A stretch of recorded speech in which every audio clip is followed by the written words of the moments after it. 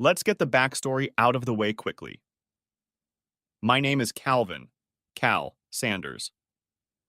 I'm 33 years old, and I work for one of my best friends in the world. Her name is Tony Lapiro, and she's the same age as me. We went to college together. She was a business and design major, and I was a design and accounting major. We always had the same dream. We would graduate college together and then work on starting our own boutique that specialized in graphic design for small businesses. It took a few years of hard work at other companies to establish our reputation, but 5 years ago we did it. Although I don't own the company, I am emotionally heavily involved in making Zapiro, that sounds better than Lapiro, work. Tony is the owner and lead salesperson. She makes the contacts and introductions, and I handle the design. It could just be a sign for a business or part of an advertising campaign. We make it work. The small business community is vast and really needs our help. When I was working for a large concern as one of the drones doing crap work, I started dating Constance Connie Reynolds. She was, and still is, a very pretty woman about 3 years younger than Tony and me. Connie was a model at the agency I worked for, and we bounced ideas around during photo shoots until we finally started dating and then getting married.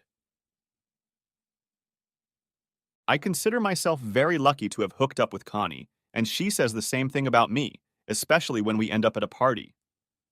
I consider her to be way above me in class, but hell, I just smirk and ignore it. Connie modeled in college. Surprisingly, her major was graphic design. Since she was a couple years older than me and went to a different school, we didn't meet until after college. Gee whiz, right?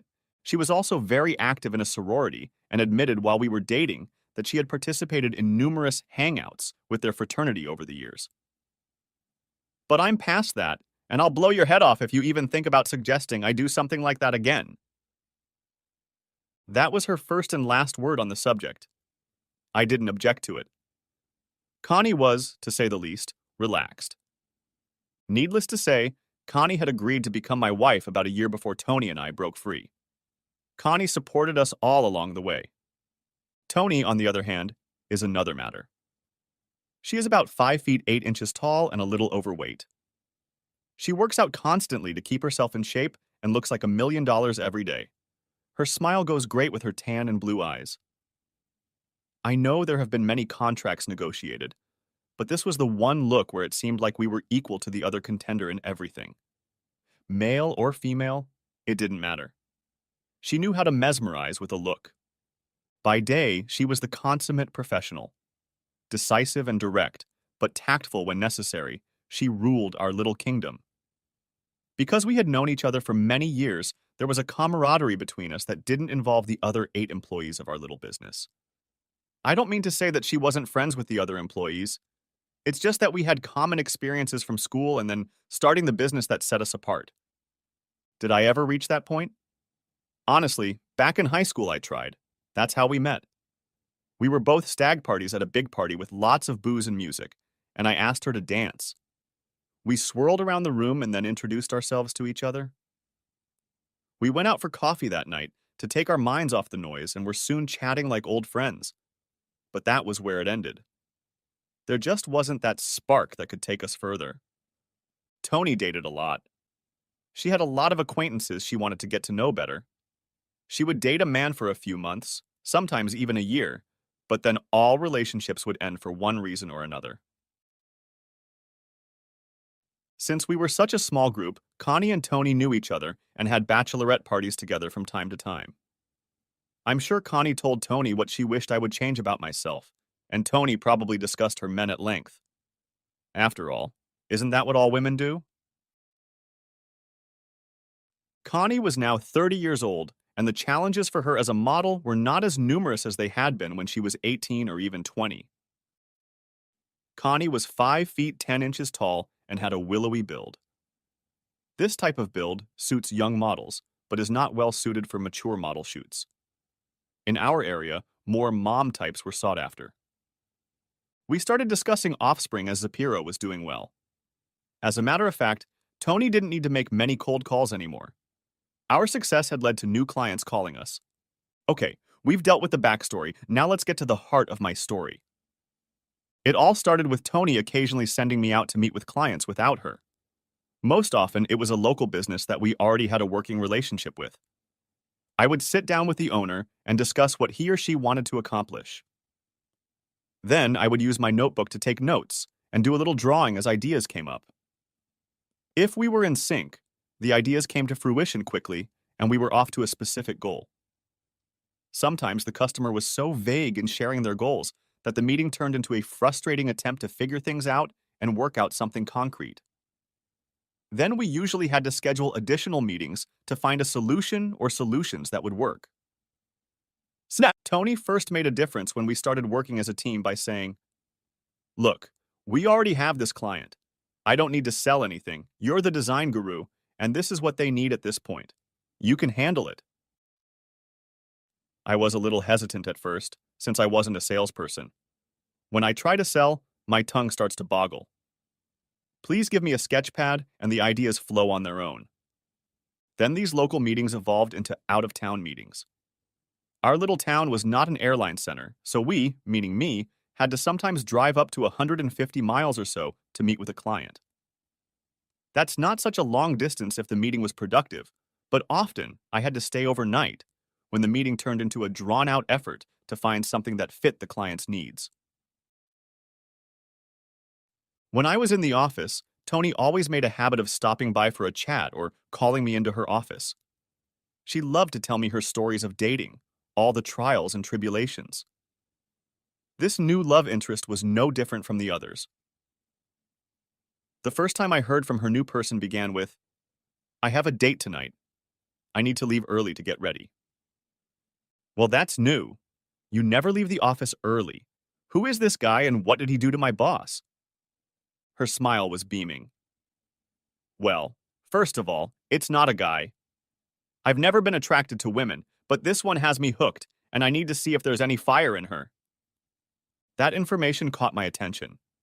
Tony had never shown any inclination toward her gender. Who is this person? When can I meet her? Tony shook her head. Not yet, no. I can't let anyone find out who she is since she's married. Like me, she hasn't had any real experience with a woman, but she's looking forward to developing our relationship. It's just a night on the town for us. She picked up her purse and briefcase. You take charge, and I'll go do some beauty makeovers. I just nodded and went back to my desk. I had planned to work a little later that night, since Connie had told me a few days before that some of her model friends wanted to get together and cry about how fickle the industry was. I just grinned and asked her to be sure to take a cab or call me to give them a ride if they got too sad and started to lose their temper. I became engrossed in the campaign we were developing, and ideas started flying from my fingers to my notepad. I worked in pencil, shading and emphasizing my story map. Time flew by at the same speed my fingers were frantically trying to keep up with my brain.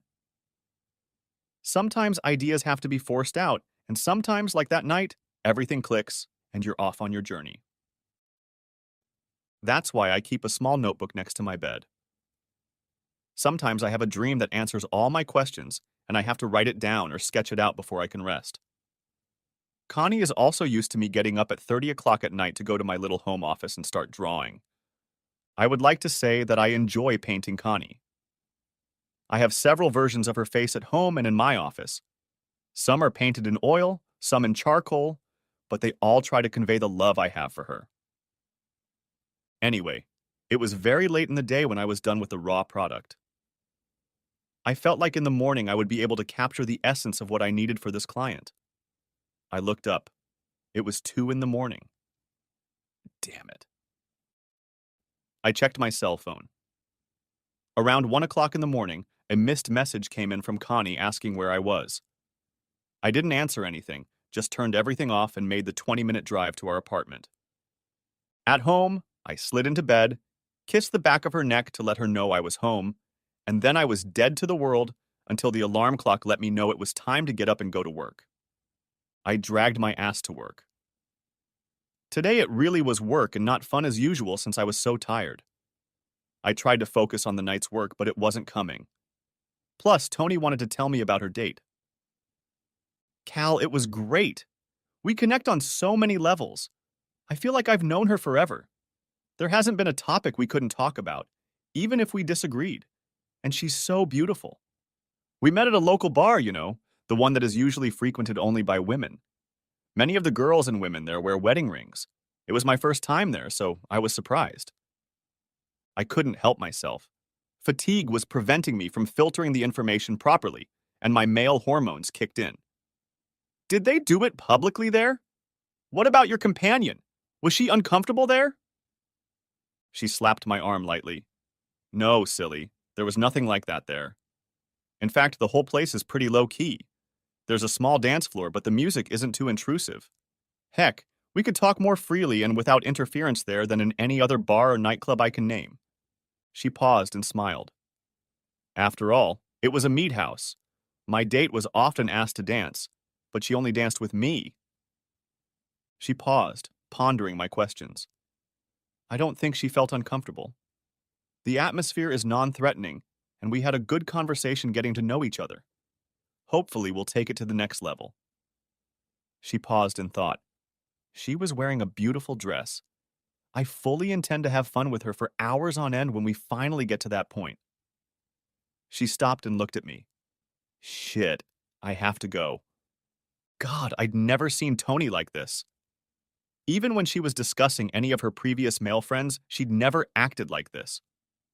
She blushed, hurrying out of my office. I guess she needed to go and unwind. Within a few days, there was no more talk of her new lover. Tony and I had a meeting scheduled with the operator of a dairy farm that was about 4 hours away by land. This was a new client. The wife wanted us to come in and design a logo for their small corporate farm, but her husband didn't want to spend the money. We knew it wouldn't be easy, and we would never land a big contract, but it was a possible client, and we decided to go. On these trips, Tony usually tried to find a few more potential clients so that we could maximize our profits from these trips. This trip was to be no different. We would leave early Wednesday morning and drive to Reynoldville, where we would stay overnight at a local motel and meet the client on Thursday morning. If things went well, we would drive back in the afternoon and get home fairly late and take Friday off. If things weren't going well, and we needed to stay, however, we would come back on Friday. At least that was the route we had agreed on. Tuesday afternoon, Tony came into my office with a disappointed look on her face. Cal, something has come up. Can you handle a new client on your own? This was strange. What happened? I'm going to have to take a long drive by myself. That's almost 300 miles with nothing. I know, but my new girlfriend. God, she needs a name. Since she's married, I won't use her real name. Let's call her Madame X. Anyway, Madame X called. Her husband is going to be out of town for some conference, and she asked if I could come and keep her company. I agreed, but I wouldn't want to burden you like that. So instead of driving, the company will pay for a commuter plane ticket that will take you within 50 miles of the city, and I'll even rent a car for you. You won't have to leave until Thursday morning. You'll be there by noon and can meet with the client. If all goes well, you can fly back Thursday night and not have to stay overnight. If not, you'll be able to fly back on Friday and only spend one night there instead of a possible 2. I think that could work. But don't make it a habit. You know I'm not selling anything. I'm just trying to give the client what you promise. At that, she laughed, and I headed home. Connie was glad I wouldn't be gone until Thursday night. If you're lucky enough to sell that farmer your projects and get home Thursday night, you might get lucky too. I went to bed with a smile on my face. Wednesday was a good work day. When I got home, Connie was cooking in one apron. Fortunately, dinner wasn't ruined, and we enjoyed sitting on the table before eating. Thursday brought disappointment. The commuter plane hit every air hole between the two cities. My stomach ached from the effort of not erupting all over the cabin. Then I got something I rarely suffer from, a headache. It wasn't quite a migraine, but it was interfering with my ability to create.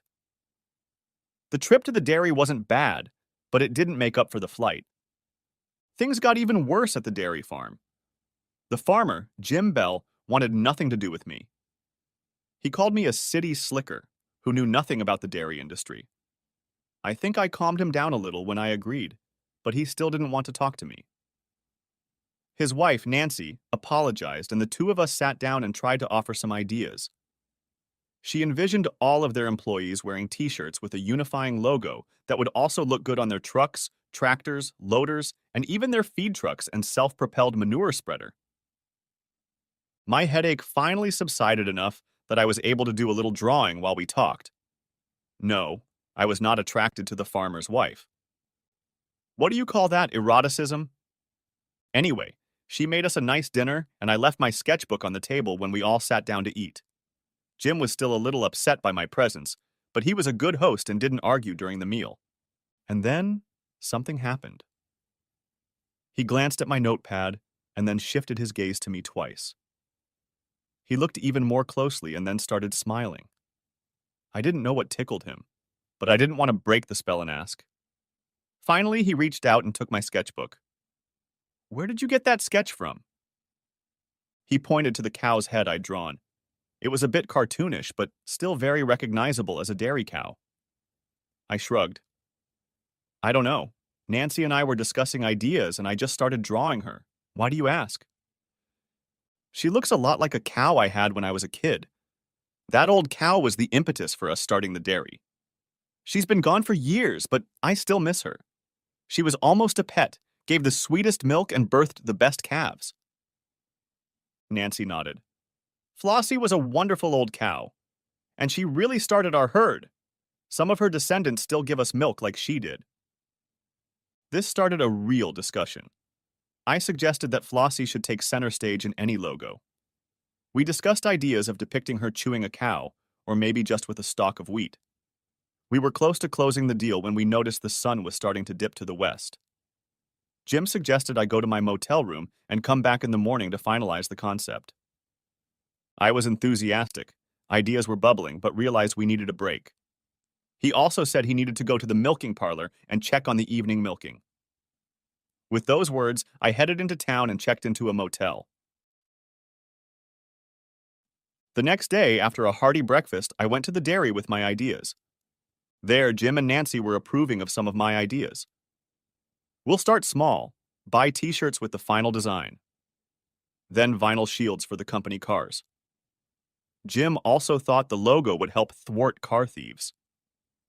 Keys were always kept in the cars, and everyone could use them as needed.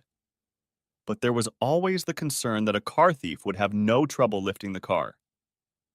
Having a logo on the equipment could help deter potential thieves. We were done by noon, and I booked a daytime commuter plane ticket as I drove back to the airport. I turned in my rental and was soon in the terminal. You only had to walk a few feet in this small airport. TSA screening was soon past, and I was flying home. This time the air was clear and there was little turbulence. Fortunately, my stomach wasn't hurting by the time I got home.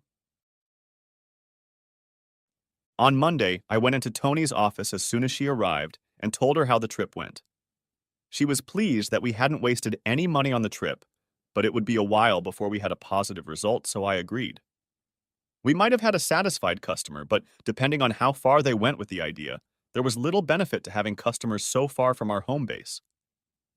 There was nothing we could do about it, though. After we discussed this and the plan for the coming week, I asked Tony how her date with Madame X had gone. She almost purred. It was better than I thought it would be. We ordered food since she didn't know when her husband would call in the evening. It seems that on trips like this, he's on and off the phone. You'd think he wasn't picking up a slag somewhere so he could roll off to the hayloft sooner, wouldn't you? Yeah, that might be true. I know I always call Connie when I leave and we have a nice chat before I can fall asleep. That's so good. I'm glad to hear that. Anyway, he didn't call, and we stayed sitting on the couch listening to light music. Then we stood around for a while and danced. I was delighted. In all the years we had known each other, she had never revealed details of her relationship, and here she was telling me about her first encounter with a woman. She continued. We danced some more and then we kissed. I told her that I had never felt attracted to a woman before, but over the years of knowing her I had fantasized more and more about her loving attitude, her behavior, her class. I left in the middle of the afternoon. I wanted to stay the whole weekend, but her husband had to be home Saturday morning, so we couldn't spend another night together. I hope we get to do that night again soon. She looked very excited, and I walked out of her office to give her some time to pull herself together. I was happy for her, but a little sad for the hapless husband. His wife was having an affair behind his back. I didn't see anything good in that story. Anyway, back to work. I had to come up with projects. I sent out ideas for dairy products to the rest of the team, and soon we had logos ready for editing. Thanks to the internet, I could email the mock-ups and the bells could choose the one they wanted. Jim was so impressed that he asked me to embroider on a plaid cotton shirt with the design on the right breast above the pocket and send it to him. We had a young intern, and I sent her off with the specifications for the shirt. I advised her to check out a nearby farm supply store that also sells clothing. Of course, having been born and raised in the city, she had no idea that cotton plaid shirts existed, except in old Western movies. Tony and I met with a couple of potential clients that week, and it went well. I had a few sketches to show them before we even finished talking, and we got approval for the layout. Friday night, Tony and Connie got together and planned a double date. Tony, instead of suggesting that Madame X join us, agreed to go on a date with a guy named Ted. We went out to dinner and then dancing. It was a fun night. I had to bite my tongue many times to keep from asking Tony in front of Ted and Connie about Madame X. A couple times Ted and I skipped the dance and Tony pulled Connie to the floor. It's not unusual in our small town to see women dancing together, so it didn't raise any questions. The girls seemed to have a good conversation on the parquet, and after the number was over, they went to the restroom. Since women always need company in the restroom, I hoped Tony would talk about Madame X and Connie would pass the gossip on to me. I was still curious about the husband in all these respects. If this Madame X had left her husband, I couldn't see a positive outcome when everything went to shit. As the women joined us single men at the table, I noticed Connie looking a little flushed. Tony noticed the same thing. I threw my wife a perplexed look, but she only muttered, "Later." I held back my comments. Then Ted and I took the ladies out on the dance floor again for another number. I'm sure the women didn't want to hear us talk about the latest sports hero. As we said goodnight to each other and went home, I had to ask, did she talk about her new love, Madame X? Connie nodded. I think she had enough liquid lubricant to loosen her tongue a little. She did want to spend the evening with Madame X, but I guess Madame X couldn't find a way to leave her husband. Ted has no idea about anything and thinks he's going to get into bed with Tony tonight, but he was just a front. I caught the remark about leaving her husband. So I guess Madame X's husband isn't aware of what's going on then. He might let it pass his ears when he finds out, or he might go into a rage. I don't know exactly. He seems like a mild man, at least according to Tony, so I don't think he'd do anything physical to either of them. So Tony knows the husband? Why is she playing with fire like that? Oh, baby, she thinks she's in love. So maybe Ted will get lucky, some sort of booty call? I thought Connie was going to go apoplectic. We were driving in a dark car, so I couldn't see the color of her face, but her lips turned into a grim line, and she shook her head negatively. Finally, she replied, "No, I don't think so." Connie hesitated and looked at my profile. I saw it with my peripheral vision. At least that's what she told me. She's in love with this Madame X and won't cheat on her, no matter what the provocation. Connie had to do her weekly shopping on Saturday, so she was gone for a few hours. It was probably a little longer than usual, but I didn't pay any attention to it as the ideas started to take shape for the client. I was fully involved with the storyboard, as this time it was an ad campaign and we needed it to be perfect, as we don't do projects like this very often. Suddenly it hit me. Connie had said that Tony knew the husband. I remember Tony also hinted that she had known Madame X for a long time and that her feelings had grown stronger during that time. Of course, she probably knew the husband as well. So who was he?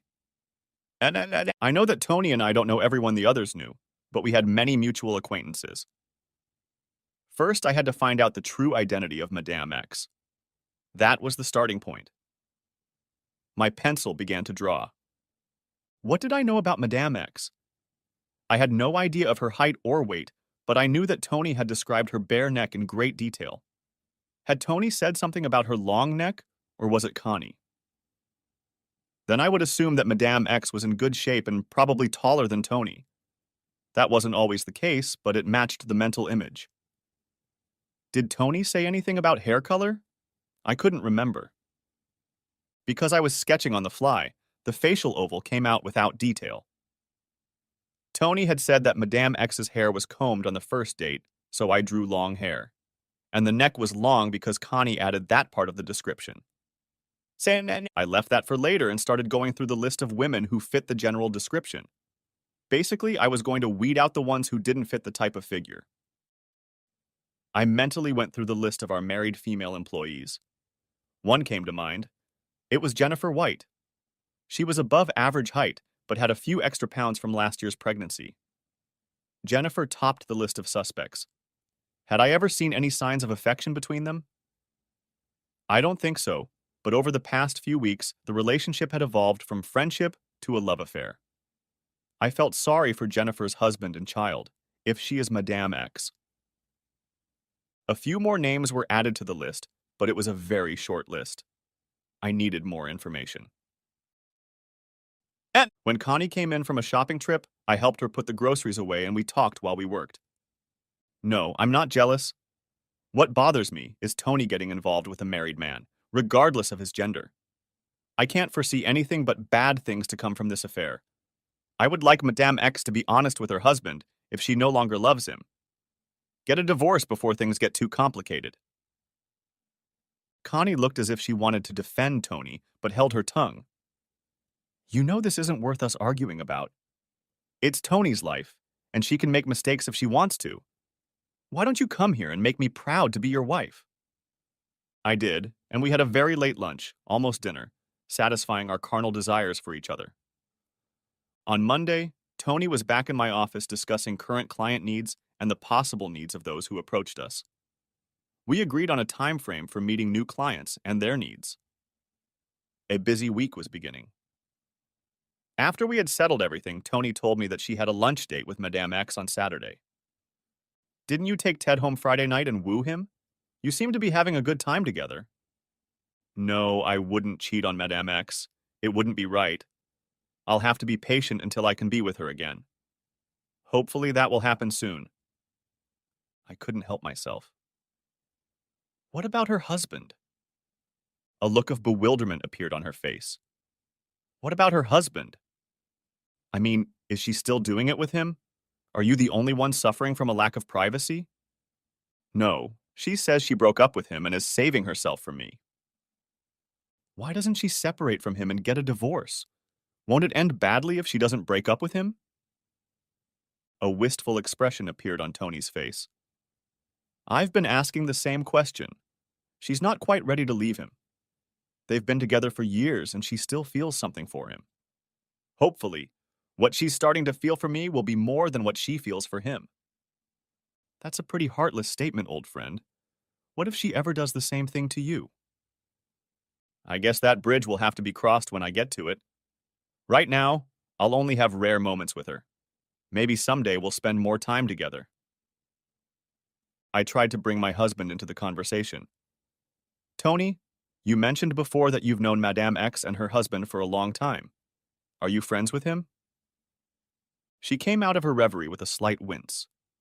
What? I asked if you are friends with her husband?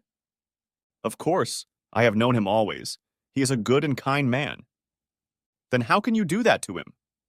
Won't he be devastated when he finds out? Do you really think you can keep this affair a secret forever? She lowered her head and stared at the tabletop.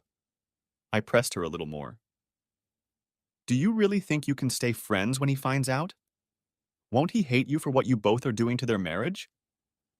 Please convince her to end either your affair or her marriage while you have some respect for each other. If she chooses you, she can tell him that the marriage is dead, and the two of you can resume your relationship without causing him so much pain.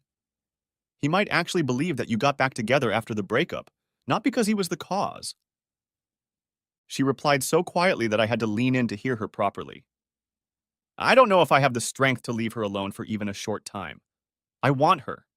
I ache for her. I need her, Cal. Can't you understand that? I nodded, but pulled her even tighter against me. Yes, I do understand. If I had an adulterous relationship with Connie, it would be hard for me to walk away. But think about what you're doing to her husband. What kind of friend would do that to him? Do you really think he'd just shrug his shoulders and say the better man won? He's a good and kind man. He's so forgiving. I know he will remain my, or rather our friend if she chooses me. I couldn't believe she was so deluded as to say that. This man, this nameless poor man, was going to suffer. He was going to lose his wife, the love of his life, and his friend in one fell swoop. Who on top of that, among all his friends, would be forced to choose sides? How many more relationships, both casual and serious, were going to be ruined because of this? I needed to end this conversation before I said something that would alienate my friend, who is also my boss. Look, Tony, I'm sorry, but I have to get back to these projects or our clients will be upset. I glanced at my watch to emphasize my point. Tony looked a little upset at how quickly I had cut our conversation short, but nodded and headed back to her office. Now I was stumped. I looked at our to-do list, but there wasn't a spark of inspiration in it. It was just a list of names and notes, and nothing caught my eye. I idled in my notebook for a while longer, and then I got up and headed out for an early lunch. Why did I care so much about Tony's new personal life? I never cared about any of her previous lovers. I know she had a few extramarital affairs, but they all ended before disaster struck. The old, don't ask, don't tell principle seemed to work for her. But this one seemed to be more intense for her, and somehow I knew that her husband would find out and be hell-bent on paying her back when he did. I walked around the local park for over an hour, trying to focus on work and not Tony's affair. I grabbed a hot dog from a street vendor and then sat on a bench until I felt calm again. My drawing pad came in handy as ideas began to come by themselves. Suddenly, a spark for one company became an additional spark for another client, and before I knew it, I had several storyboards and could go back to the office to start working things out on the computer. I was relieved that my frustration was over. Connie called me late that night, and we discussed how she would get together with her model friends again. She informed me that they were going to approach their agent for more lucrative assignments, and they needed to think about how to present their wish list so that everyone was playing on the same page. I doubted it would help much, but she needed to work through the issue and work with others in the same boat to come up with a plan that might work. It's so sad that the fashion industry just casts people aside when they stop looking. Since she was going to be staying out late again tonight, I ordered a quick dinner and went back to my storyboards while the inspiration was still strong. I didn't even notice everyone leaving. Tony didn't even interrupt me when she left. Around 10, I passed out and headed to the condo. I got there before Connie this time. I took my usual shower to get rid of the grime of trying to be innovative and was lying on the bed in short pajama pants reading a novel when she walked in around 11:30. Connie was well dressed, which I expected since she was having dinner with the other models. They hate to be seen as ordinary people. Her hair was styled in a nice updo, leaving her neck bare and without any jewelry. It was strange, as she usually wore some sort of necklace. Unraveling her hair, she leaned over and kissed me. Have you been home alone for long, darling? I'm sorry it took a lot longer than I expected. The girls kept straying off topic and had to be brought back to the conversation, but I think we figured out something to take to the agent. As I was recounting how I got home, I noticed an odor mixed with her perfume. I couldn't identify it, but assumed that one of the other women had bathed in her scent and it had transferred to Connie. After all, it had happened before. The next day, I focused on the needs of different clients and did more work. Tony and I had a staff meeting and compared notes. Soon, we had an action plan for most of the clients and people started calling to schedule appointments. Tony wasn't telling me any new stories and I didn't press her on it and just got ready to get back to work when suddenly she blurted out something out of the blue.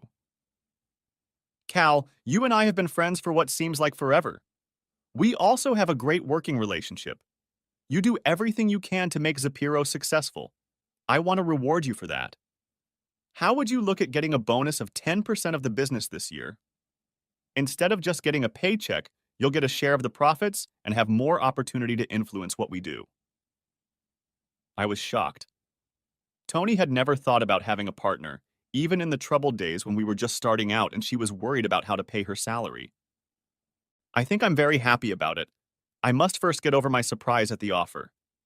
I know you never wanted anyone to tell you yes or no, and a partner might disagree with you sometimes. What brought this on? I think of you and, of course, Connie as family. Since I lean toward the lesbian side of the spectrum, I can't have offspring to leave the company too, so a partner who believes in the company as much as I do seems like the best option. Semme! I nodded and said I'd have to think about it and discuss it with Connie. We would have to discuss the contract. I walked back to my desk. Later, Tony came over to my desk. Cal, do you have any plans with Connie for Saturday? I thought for a few moments and checked the calendar on my phone. No, nothing urgent. Why? She shrugged. I'm feeling really stressed, and I thought maybe Connie would like to have a spa day. You know, mud baths, defoliation, full mani-pedi, the whole deal. I don't know, why not? She'd love that. She's been a little stressed out with a few orders lately and probably needs to be pampered. What about Madame X? Oh, I'll try to get her on the program, but I don't know if her husband will be home this weekend. For now, I need to make a date with your wife. She waved her hand as she left my office. I went back to work. That night, I talked to Connie about the partnership deal. She was enthusiastic. Something like this will help solidify our future. We will be inextricably linked from now on. Sharing her enthusiasm, I called Tony and told her to start working with a lawyer. Saturday was supposed to be yard work day, but that's all handled by the condo association, so I went and hit a couple buckets of balls after a good run. I was home for quite a while before Connie got back with Tony, so I was engrossed in a novel I had been putting off. Connie came into the house, pushed the book aside, and whirled around in front of me. Her face brightened and she looked refreshed. What do you think, dear? Am I fabulous? Tony joined in when I answered in the affirmative. You always look fabulous, baby, but today you just glow. Maybe it was the special emollients, cucumber rinse, or mud masks that had that effect? She'd be damned if she didn't look at Tony as she replied, I think it was everything. The whole experience was both invigorating and relaxing at the same time. Tony stayed and helped prepare a light dinner before heading to her home. On Monday, Tony was in my office again. She told me her version of the spa visit. According to her, she had also paid for a visit to Madame X's spa.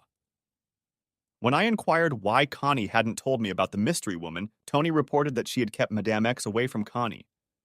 In any case, she told me that this spa was very open to women who liked women. It was a fun day. How did you get her out of the house? She waved her hand as if it were nothing.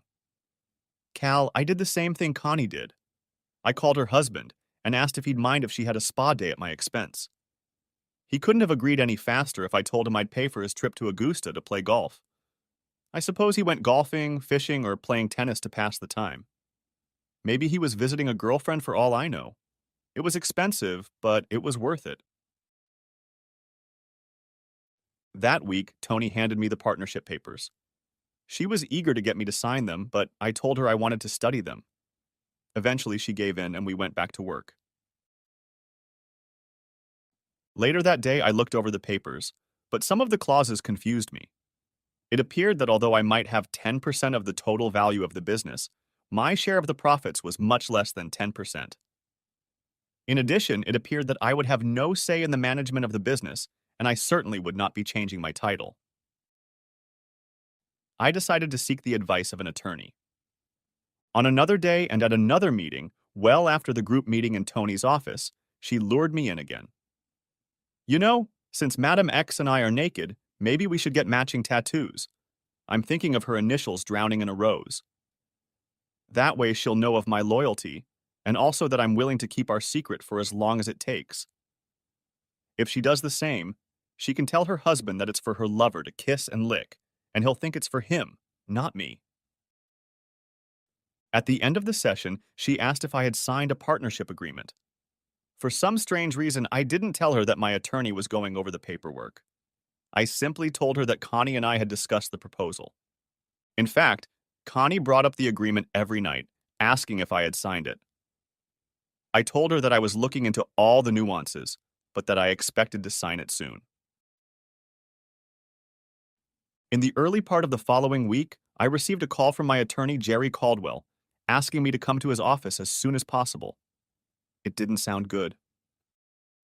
I asked one of the others to cover all client meetings and rushed over to his office myself.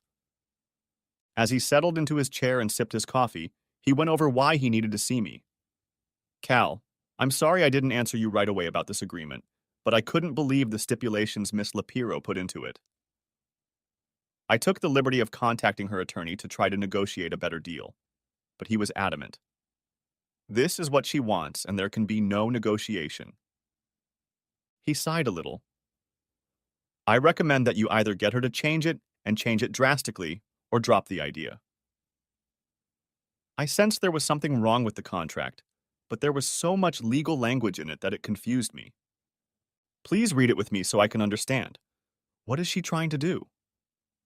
I could start with number 1 and list them, but I might run out of fingers and toes. So let's just go through them. Now, you get an hourly wage, don't you? You get overtime when you work late and on weekends, right? I nodded.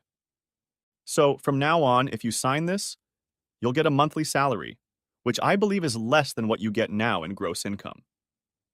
I took the liberty of contacting your accountant and checking your average annual income. As a partner, Miss Lapiro can make you work overtime every day and you won't get anything extra for it. But I'll get a percentage of the profits, right? That might be better in the long run. He shook his head. As a partner, you'll only get 10% of 1% of any announced profits for the year. Besides, you won't be able to look at the books at any time. So if she announces a profit of $100,000 next year, your share will be only $100. What was your bonus last year? I had a couple of bonus checks after we signed some big clients. One check was for $5,000 and the other was for $8,300. He shook his head. That's what I thought. And you won't be in line for any other bonuses since you're the owner now. Your subordinates can get more than you. There has to be some kind of compensation. Tony and I have worked together for years and have made the company a success together. I can't believe she's serious about this. I shook my head in denial. Oh, that's just the beginning. There's a provision that says you can't sell your share to anyone but her. There's nothing unusual about a partnership agreement, but usually it just says that the other partner or partners have the right of first purchase at an agreed-upon price. This agreement sets the price, and it will never change no matter how the value of the company grows. In other words, if the company continues to grow every year, as it has from the beginning, your share will get smaller and smaller, and you won't be able to sell it to anyone but Tony. 10 years from now, you'll be making the same salary that's fixed in the contract, and your share of the business may be 1% instead of 10. I didn't even have time to reply before he unleashed the next blow on me. You also can't quit your job or leave the business. You have to maintain your performance level, or she can sue you for non-compliance with the contract. This hints that the settlement amount will be equal to all of your assets.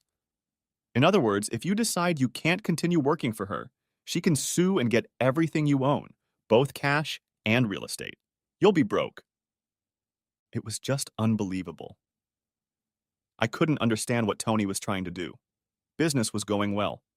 I had no desire to leave or enter into competition with her. I was totally involved in making the business, and certainly her successful. As long as Zapiro was successful, it enhanced my reputation as a designer as well. What would make her try to break me by forcing me to stay in the business? It didn't make any sense. Jerry continued. On top of that, it says at the end of the contract that you won't change your position. If anyone, and I mean anyone, finds out you're the owner, Miss Lapiro can invoke the liquidated damages clause and take everything you own again in court. And to top it off, there's a non-compete clause that is perpetual and has no geographic restrictions. So, to summarize, what you're saying is that I'll work harder to earn less, with no real prospect for any share of the profits. And if I quit, complain, or even say I'm an owner, I'll be left with nothing, and probably won't even be able to find work elsewhere. He nodded. I think you can see why I'm not recommending that you continue with this partnership. I needed to figure all of this out. My reflex reaction was to immediately quit and leave. My little logical brain was telling me to figure out why she was doing this. I can't imagine she resented my salary and bonuses because we all shared bonuses, and my share was usually a little more than all my coworkers. Jerry brought me a new coffee, and we sat and discussed with each other why she was doing this. He thought it was just a bargaining tool and that Tony wanted me to negotiate a better deal, not the lawyers. I wasn't so sure, but I had no idea what else it could be. Eventually, we came up with a plan. Jerry would draw up a new agreement that would be more like a standard partnership contract. I would sign it, and Jerry would mail it to Tony's attorney. If we plan it right, in 2 or 3 days, Tony will find out that I didn't sign the original offer, and maybe we'll figure out what's up. In a couple days, he'll have a new agreement ready for me to sign. Going back to work was hard, so I called in and took the rest of the day off. I went to the park and walked and walked and walked. After a while, I ended up on a walking biking path that went through the entire city and was about 9 miles. I didn't walk the whole way, but quite a ways before I came out onto regular sidewalks where the path looped back. At first, I wanted to contact Connie, but she was out of town filming. She was having a hard time finding work as it was, so I would have to wait until she got home to discuss the contract. As I walked, I wondered why Connie was so insistent on asking if I had signed the contract. Yes, I know she was happy that I'd been offered the partnership, but over the past few days, she seemed a little upset that I hadn't signed the contract yet. I decided not to tell her my concerns. I just had to tell her that I was going to sign the contract this week. I don't know if I'm enough of an actor to do that, but I decided to try to keep Tony and Connie in the dark until something cleared up. Connie got home very late and was dead to the world within minutes of kissing me goodnight. For once, I rejoiced at how hard photo shoots are for models. The next day, I was out of the office taking clients, even ones I didn't have an appointment with, so I didn't even see Tony all day. The day after that, Thursday, Tony came up to my desk. She didn't ask about the partnership agreement, but started talking about her last date with Madame X. I wasn't in the mood. I'm sorry, Tony, but this Michael campaign is driving me out of my mind. I'm not getting a spark of inspiration, and it's very frustrating. Maybe we can talk about her later? Tony seemed a little taken aback. I've always been known as a cheerful and optimistic person, so my frustration was out of character for her. She nodded and left me alone for the rest of the day. I had design problems, but they were pervasive. There was just no real inspiration, and all the thoughts were constantly swirling around in my head. At home, Connie kept pressuring me to take the case. I told her that I was having trouble understanding all the legalities, but all she kept saying was that I had to trust Tony, that she was our friend and had our best interests at heart. I had to keep chewing the inside of my cheek to keep from losing my cool and demanding that she leave me alone. Friday morning, Jerry called and said he had an alternative contract ready. I drove to the office and we discussed how to deliver it. Smiling, he suggested adding the new agreement to the old one. A quick glance at it would fool them for a short time. If her lawyer was lazy, he could just file it and not look at it at all. I decided to sign the original agreement under the name IP Free, and Jerry's secretary grinningly certified only my real signature, and soon the package was in the mail. Since it was too late for the mail and no one was in the office over the weekend to mail it, it would not be mailed until Monday with possible delivery on Tuesday. Back in the office and trying to get on with things, I calmed down a bit, but still wondered what the hell was going on. Tony had been avoiding me ever since I'd let my frustration fester, and that was fine with me. I let her know I'd signed the agreement just by stopping by her office and commenting on it from the doorstep before heading to my desk. I was a little disappointed. For some reason, I thought there was going to be some sort of celebration of my change in status, but the day slowly dragged on until I was fired. I left the office last, as usual, and realized that I hadn't completed a single assignment for a client in the past week. When I got home, I found Connie getting dressed. Her group of model friends wanted to get together and see how their agent requirements were coming along. Since I wasn't in the mood for fun, I wasn't upset about spending the evening alone again. Connie returned around midnight. She was smiling and friendly. I don't know how, but she found out I had signed a contract and wanted to do a little celebrating. We drank a bottle of wine each, and that, combined with my lack of sleep, put me out of commission before we could do anything else. Then came the next morning. Connie asked me not to plan anything, and for heaven's sake, not to bring home any work. She needed my undivided attention. We packed up early and headed upstate to a nice bed and breakfast. When we got home, Connie told me she had an errand to run and would be gone for a few hours. Later, I barely heard the door open, and a quiet conversation was heard. I shook myself up and headed into the living room where I found Connie and Tony sitting on the couch. I froze for a moment as the fog from my dream began to clear. Suddenly, I realized who Madame X was. From the way they were turned slightly towards each other, from the way they looked at each other, and the expression on each of their faces, it was now clear.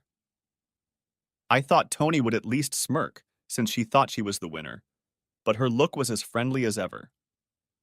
Connie looked a little guilty, but not much. She tried to stand up, but she wrinkled her nose. I found my voice. Don't worry about it. I imagine it's a little tender. Just sit back. She started to speak, but I held up a hand. You have a tattoo, don't you? A rose, I believe. And I believe it has a stylized TL embedded in it. She spoke again. Don't worry about it. I don't want to hear it. There's nothing you can say that will make a difference. I turned to my once friend. You deliberately made sure I knew about it every time you went out with your slut. You teased me with it. What kind of friend flaunts her affair with a friend's wife? What do you do to your enemies? Connie found her voice. I don't want to lose you, but we felt we couldn't keep quiet about it any longer. I love two people, and I want us to be one family. For some reason, Tony started nodding. What the hell was going on? As soon as I finally connected the last dots, I realized that this was where I was supposed to leave, tail tucked. I was the defeated, the loser, the guy with the big L on his forehead. Let's not even talk about the horns. Tony spoke up. Nothing has to change except that I want my share of Connie.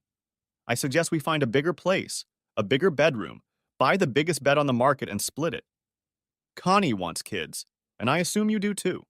I want to be the aunt who spoils her nieces and nephews. As long as Connie sleeps with me, I'll be happy.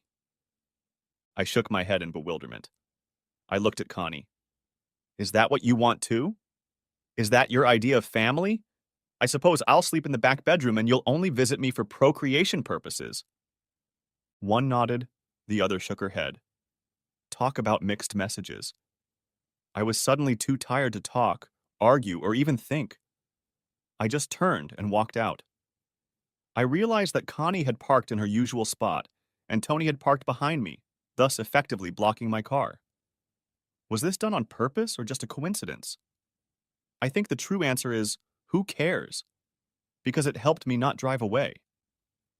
I had my phone and wallet in my pocket, so I started walking, actually running, as a woman was chasing me and trying to get me to go back inside and talk. I didn't look back to see who was who. As far as I now realized, they were interchangeable in their deception. I had to run away. You know, in all these stories, when a man runs away, someone always says he's a coward, but it's really different. He's a wounded animal. He can't think. He can't digest information. He can only feel, and all he feels is pain. Like any wounded animal, he'll lash out if cornered, but that's not what matters to him.